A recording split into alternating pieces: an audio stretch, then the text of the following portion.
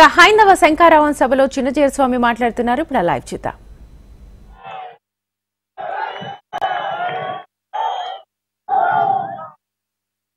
ఆలయాల మీద మీకుండే ప్రేమ, ఆలయాలని కాపాడుకోవాలనుకునే మీ దీక్ష, గ్రామ గ్రామాల నుంచి వచ్చినటువంటి ముదుసలులు కూడా ఇక్కడ ఉన్నారు. మేము ఇందాక వస్తుంటే చూసాం, కర్ర పట్టుకుని నడిచేటటువంటి 80 సంవత్సరాలు దాటినటువంటి మాతృమూర్తులు కూడా అలా వంగుతూ వంగుతూ వంగుతూ నడిచి వస్తున్నారంటే మీలో ఉండేటటువంటి ఆలయాల పైన మీ శ్రద్ధ ఆలయాలకి రక్ష. ఇది వర్ధిల్లాలి అని ముందుగా మేము ప్రార్థన చేస్తున్నాం. ఆలయాల గురించి చాలా మాట్లాడారు, ఇప్పటిదాకా మీకు చాలా చెప్పారు. మేము మిమ్మల్ని 2 సామాన్యమైన మాటలు అడుగుతాం, మీరు సమాధానం చెప్పాలి. మీలో ఎంతమంది సెల్ ఫోన్లు వాడతారు? అందరూ వాడతారు. సెల్ ఫోన్ కొంతసేపు వాడిన తర్వాత ఏం చేయాల్సి వస్తుంది? దానికి మళ్ళీ రీఛార్జ్ చేయాలి. చెయ్యకపోతే సెల్ ఫోన్ పనిచేస్తుందా? సెల్ ఫోన్ లేకపోతే మన రోజు గడుస్తుందా? ఏది కట్టాలన్నా ఏది పెట్టాలన్నా లేచినప్పటి నుంచి రాత్రి పడుకునేదాకా, పడుకున్నప్పటి నుంచి మళ్ళీ తెల్లారిగట్ట లేచేదాకా సెల్ ఫోన్ మీద ఆధారపడ్డ బతుకులు మనవి, అవునా కాదా? మరి ఆ సెల్ ఫోన్ రీఛార్జ్ చేసుకోవాలా వద్దా? చేసుకోవాలంటే సెల్ ఫోన్ ఎక్కడ పెట్టాలి? ఎక్కడో ఒక పాయింట్లో పెట్టాలి కదా. ఆ పాయింట్ పెర్ఫెక్ట్ గా ఉండాలా వద్దా? వంకర టింకర కనెక్షన్స్ ఉంటే అది పనిచేస్తుందా? పనిచే. మన శరీరమే ఒక సెల్ ఫోన్ అనుకోండి, మన జీవితమే ఒక సెల్ ఫోన్ జీవితం. మన భారతీయ జీవన వ్యవస్థ ఒక సెల్ ఫోన్ జీవితం అనుకోండి. ప్రొద్దున లేచినప్పటి నుంచి మర్నాటి ప్రొద్దున లేచేటంత వరకు ఎన్ని పనులు మనం చేస్తున్నామో వీటన్నిటికీ కూడా కేవలం బతుకు కోసం మనం చేయటలా, భగవంతుడి సేవగా చేస్తున్నాం.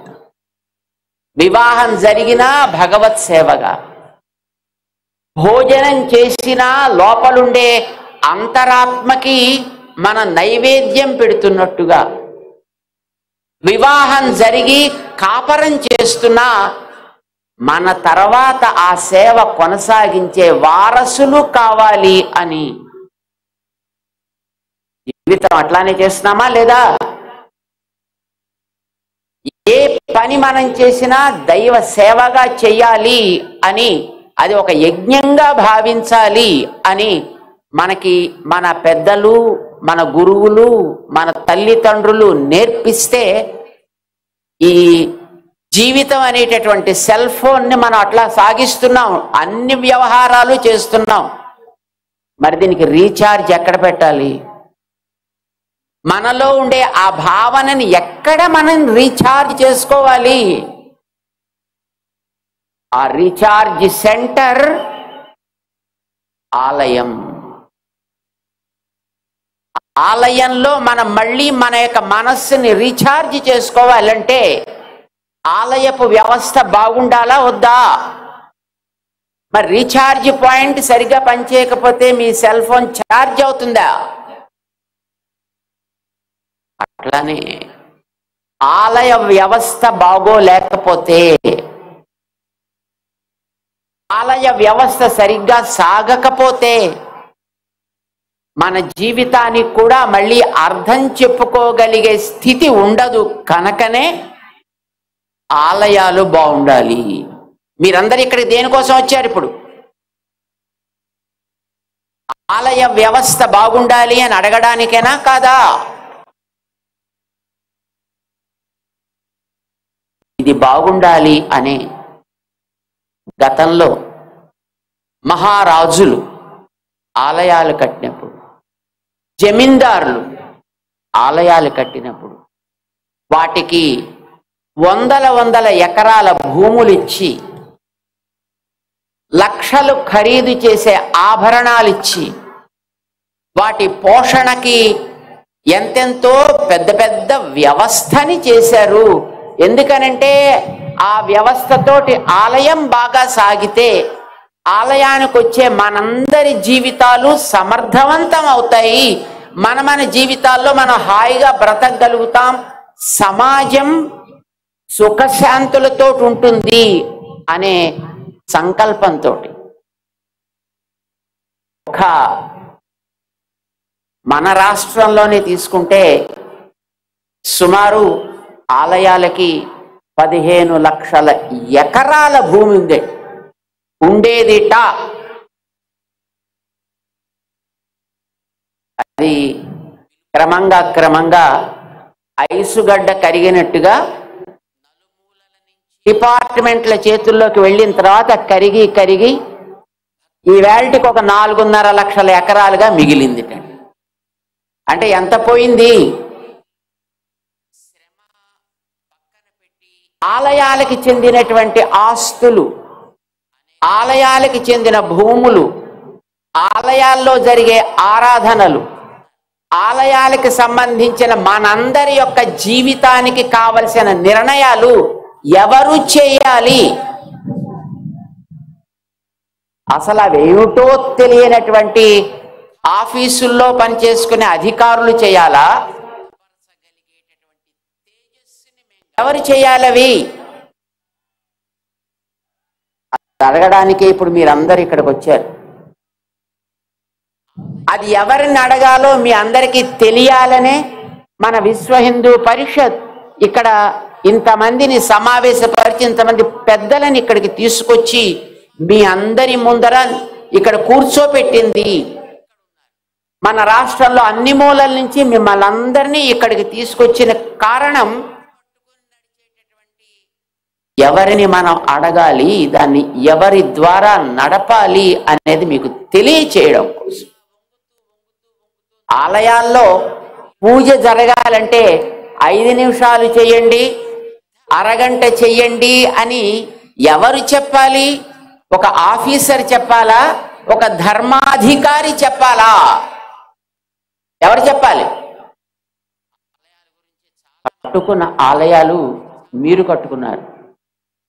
ఈవేళ మన ఆలయాల్లో, మన కాలనీస్లో, మన ఉండే ఊళ్ళల్లో చిన్న చిన్న ఆలయాల్ని మనం కట్టుకుంటున్నాం. మీరందరూ కట్టుకుంటున్నారు. ఒక్కొక్కరు కొద్ది తాము సంపాదించే సంపాదనలో అక్కడక్కడ పెట్టి ఆలయాల్ని మీరందరూ కట్టుకున్నారు. కట్టుకున్న మీకు దాన్ని నడపడం చేత కదా? చేతన అవును, మేం కట్టుకున్న ఆలయాన్ని మేము బాగా నడపగలము. ఎంతమంది అనుకుంటున్నారు? మీరు అందరికీ వచ్చు. కట్టిన ఆలయాన్ని మీరు ప్రతిష్ఠ చేశారా? ఎవరైనా పెద్దలని పిలిపించి చేయించారా? ఎవరో అయ్యగారు, ఎవరో ఒక స్వాములారు, ఎవరో ఒక సంప్రదాయపు పండితులు వాళ్ళేనా ప్రతిష్ఠ చేసింది? లేకపోతే మనమే చేసేసామా? పెద్దవాళ్ళు వచ్చి కదా చేశారు. ఆలయంలో జరిగే ఏ సేవైనా, ఆలయానికి చెందిన ఆస్తులైనా, ఆలయానికి చెందిన ఆరాధనాది వ్యవస్థ అయినా ఎవరు ఆయా ఆలయాలకి ప్రతిష్ఠాదులు జరిపి అక్కడ జరగవలసిన కార్యాలు ఇవి అని ఒక నిర్ణయం చేశారో దానికి సంబంధించిన ఏ నియమ నిర్ణయాలైనా వాళ్ళ చెప్పు చేతల్లో ఉండాలే తప్ప ఆఫీసర్స్ చేతిలో ఉండకూడదు.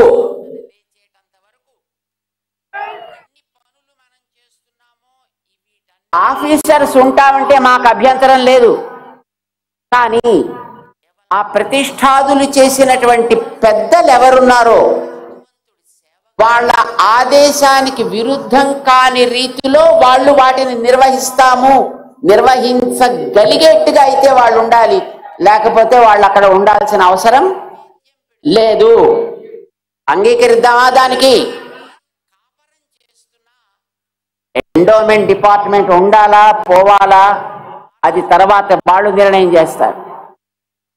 కానీ ఇప్పుడు మనం కోరేది ఒకటే, ఏ ఆలయమైనా, అది చిన్న ఆలయమైనా, తిరుపతి లాంటి పెద్ద ఆలయమైనా, సింహాచలం లాంటి ఆలయమైనా, దుర్గా అమ్మవారి ఆలయం లాంటిదైనా, వేములవాడ లాంటి ఆలయమైనా, ఏ ఆలయమైనా కానివ్వండి, ఆ ఆలయపు విధానం, ఆలయపు సంప్రదాయం, ఆలయపు పద్ధతి, అక్కడ ఆచారం, అక్కడ కట్టుబాట్లు వాళ్ళు చెబితే మనం అందరం వాటిని పాటిస్తున్నాం. ఇలా జరగాలి అని వారు నిర్ణయం చేస్తే మనం అందరం మన ఆఫీసులనో ఉద్యోగాలనో వ్యాపారాలనో పక్కన పెట్టి అందులో సేవలు అందిస్తున్నాం. కుర్రవాళ్ళంతా అందులో ఎన్నెన్నో రకరకాలైనటువంటి ఉత్సవాలు చేస్తున్నారు.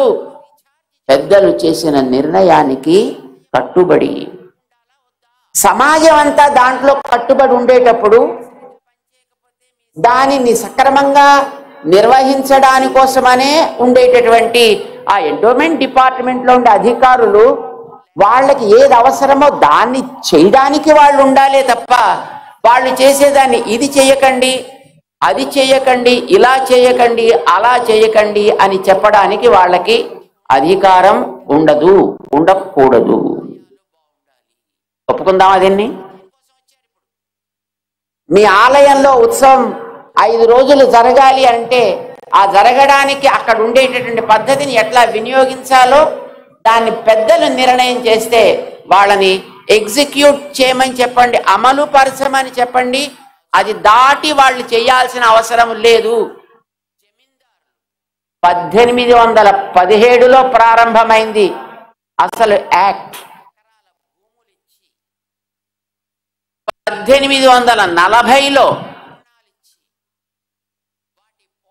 దానికి ఒక స్వరూపాన్ని కల్పించి ఒక మేనేజ్మెంట్ కమిటీస్ దీంట్లో పెట్టుకోవచ్చును పెట్టారు. కానీ దురదృష్టం కొద్దీ ఈవేళ అలాంటి కమిటీలన్నీ రాజకీయ నాయకుల వల్ల వస్తున్నాయి. ఆఫీసర్లంతా బ్యూరోక్రటిక్ సిస్టంలో వస్తున్నారు. మొత్తానికి వీళ్ళు వాళ్ళు కలిపి దొందుకి దొందు అన్నట్టుగా ఆలయపు ఆస్తులని, ఆలయపు ఆచారాలని కూడా పాడు చేస్తున్నారు. ఆస్తులన్నీ పోతున్నాయి. ఇందాక మన వారు లెక్కలు చెప్పారు. అక్కడ ఆధీనంలోకి మీరు తీసుకున్నప్పుడు ఇంత ఉండేది, ఇప్పటికి ఇంత అయింది, ఏం చేస్తున్నట్టు మీరు అని అడిగారు ఇందాక.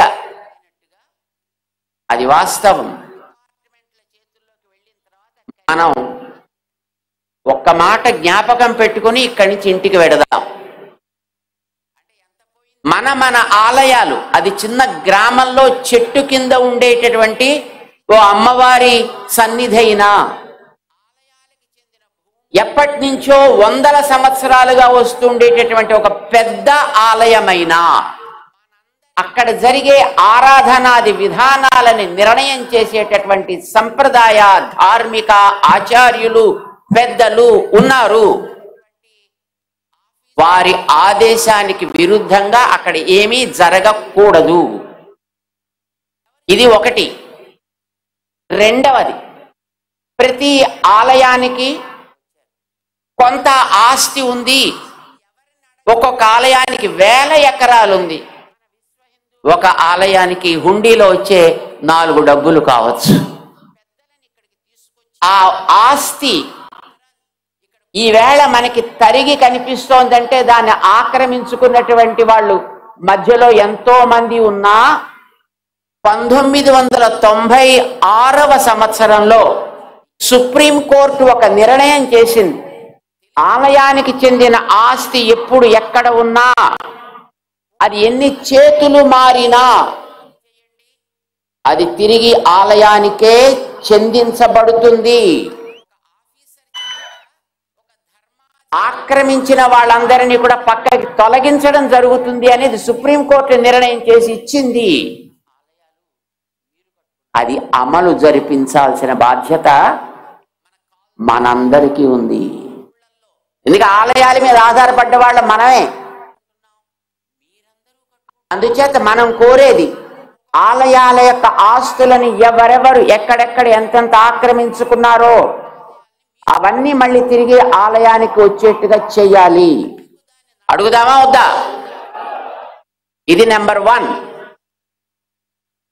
నెంబర్ 2, ఆలయాల్లో జరిగేటటువంటి ఏ ఆరాధన సమయాలు, ఆరాధనలో వాడే పదార్థాలు, ఆరాధనా సంబంధమైనటువంటి అంశాలని ఆయా ఆలయాలకు సంబంధించినటువంటి సంప్రదాయాన్ని, ఆగమాన్ని, పద్ధతిని తయారు చేసినటువంటి వ్యక్తులెవరో వాళ్ళ ఆదేశానికి అతిక్రమించి ఏ అధికారి కూడా జరపటానికి వీల్లేదు.